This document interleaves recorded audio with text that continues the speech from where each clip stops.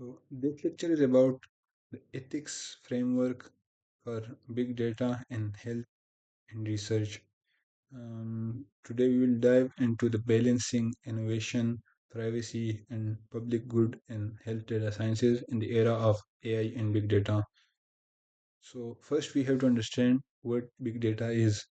So big data is basically massive amount of data, which is not just massive in quality, but also um, very complex. So imagine a traditional medical record is like a single book, then big data is like a library that adds millions and millions of new records every second. So mm, big data is used to analyze patterns of an entire um, population instead of just single individual. So then we recognize the big data by understanding the three V's of big data. First, we have volume, that there is just massive amount of data. It's millions and millions of records. For example, records of 5 million patients, not just 50 individuals. Then there is variety, which is basically the data is very complex and not in a single format, but very diverse. For example, it could be in X-rays, it could be doctors' voice notes, it could be data from wearable sensors, and even social media posts. Then we have the velocity, which is the speed of analysis on that data. For example, analysis of an epidemic spread in real time. So these are the three V's that we have to understand to recognize big data. Okay, the necessity of ethical guidance. Basically, the traditional ethics mainly focused on individual doctor to patient relationships, and it included individual consent, direct interactions between the doctor and patient, and limited data scope. But today, in the era of AI and big data, mm, we are introduced to a scale that breaks the traditional uh, ethic, ethics and the traditional rules. Uh, so there is speed, which is that technology is moving faster than laws. Then there is the risks that today the risks aren't individual, but they are global leaks and algorithmic bias against a certain group of people, and discrimination, etc. And our goal is to balance the benefits, which is the cures, with the risks, which is privacy. So then, based on Belmont Report, these are the four pillars or the four principles that guide every bioethics decision making. First, we have autonomy, which is treating people as independent decision makers, basically informed consent. Then we have the beneficence, which is to do good by people and actively using the data to improve care. For example, personalized care, healthcare plans, and find treatments, etc. Then we have the do no harm principle, which is basically minimizing risks like data leaks or job loss due to disclosure of the data.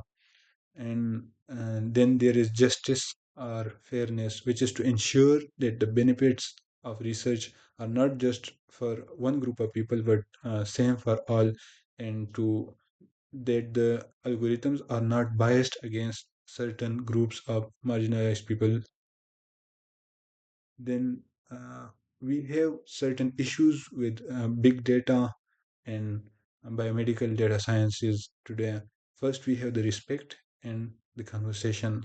So basically, uh, we have to communicate how and why the data is used to the individual whose data is being taken, and failure to do so conveys a fundamental lack of respect, and respect requires establishing transparent partnership with public. Basically, you have to tell them what you're going to do with the data, and you have to be very clear about it and not hide certain things. Or so this is the first issue. Then there is the social license, which is basically the informal permission granted by a society to an organization to operate.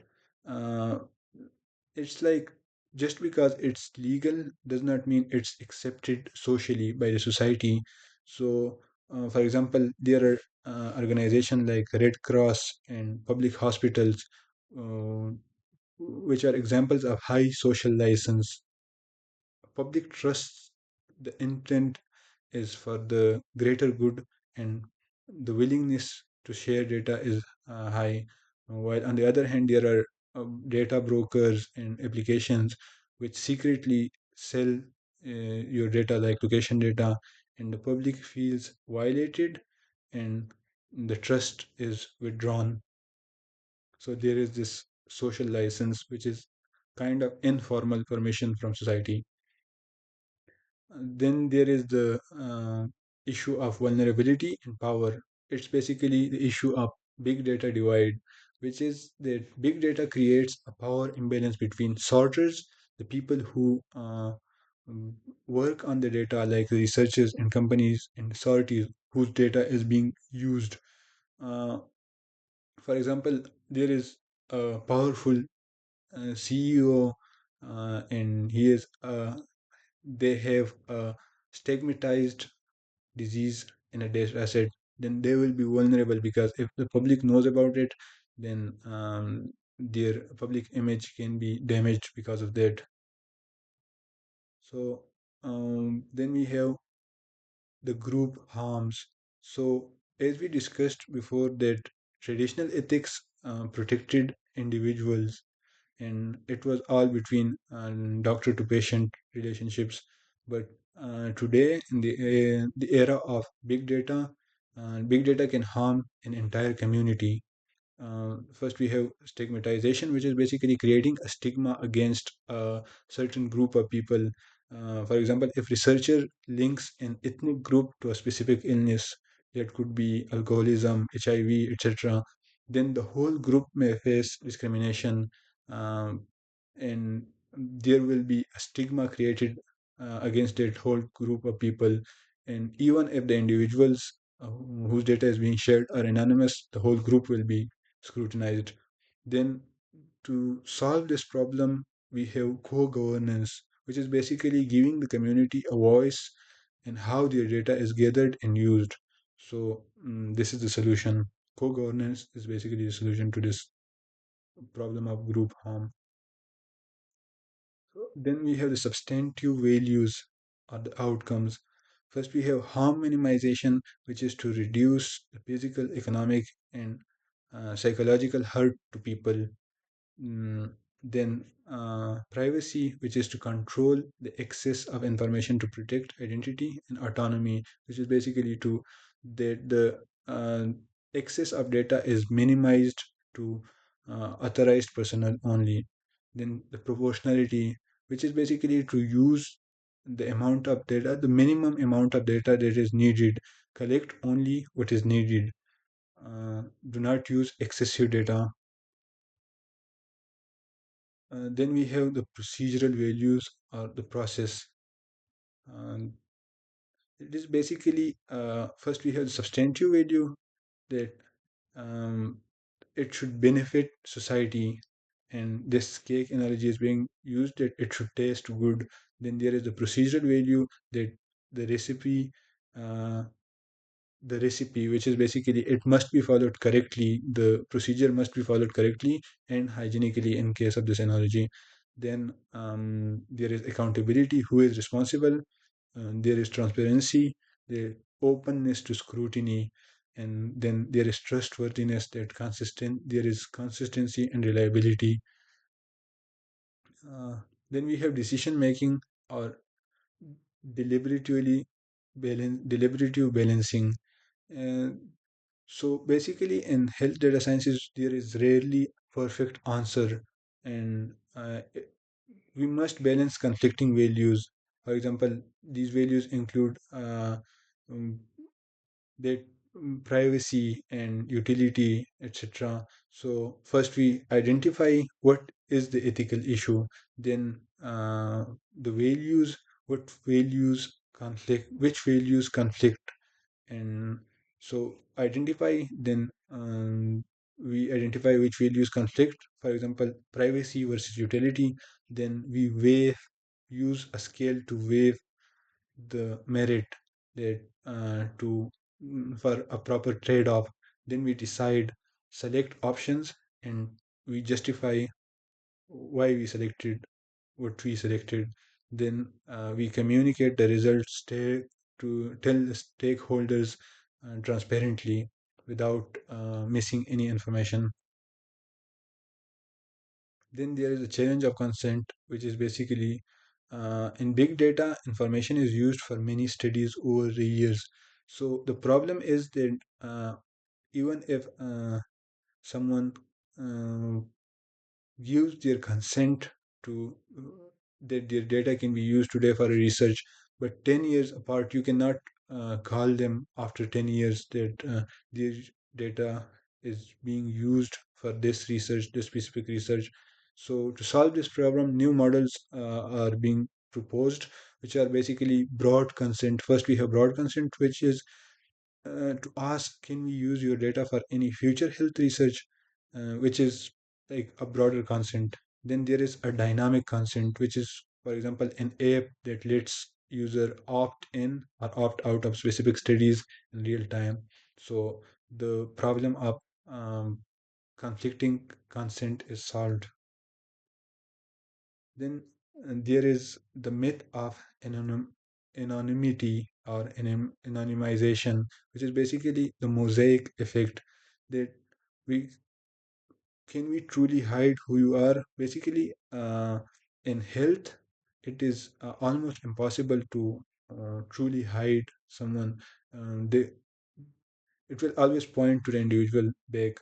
So even if names are removed and mm, all the factors that are defined by the HIPAA are removed and the process of re-identification is followed through.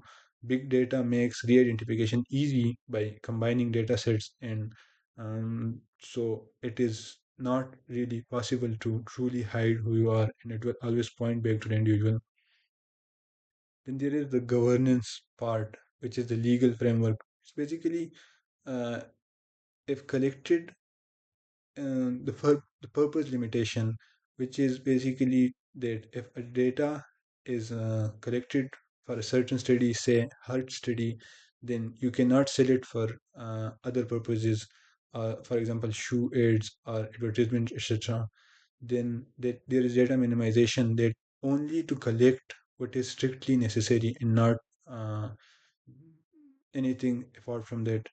There are major laws in the USA, HIPAA, which protects medical records, protected health information within healthcare systems, and in European Union GDPR, which is also called the golden standard, which is not only limited to health data. Uh, it gives users the different rights, like the right to be forgotten so that their data can be deleted, etc. Next, we have this case study of crisis text line, the conflict. Basically, if a non-profit mental health text line shared anonymized data with a for-profit spin-off with their own for-profit spin-off to build software. So it's basically if someone shared their health data, and then the non-profit mental health, they share their anonymous data for their own for-profit spin-off to build software. Then there is this ethical clash. First, we have the public benefit. They will defend themselves that it funded the non-profit and improved training of the commercial software. Then, but on the other hand, there is the trust violation, which is people in crisis did not realize that their darkest moments built commercial products. So there is this ethical clash, and the outcome is that public backlash forces them to stop. So basically, the lesson here is that just because it's legal does not mean it's ethical. Legal under current laws, it doesn't mean that it's ethical. Then, to conclude this lecture, we have the guiding innovation, which is basically that ethics are not a barrier to innovation, but instead they are a guardrail that keeps innovation on the road. And mm, uh, the governance is very important, and it's not a barrier, but actually a guardrail that keeps innovation on the road. So the key takeaways are good intention frameworks, protect the vulnerable, and governance is always mandatory. So that's all.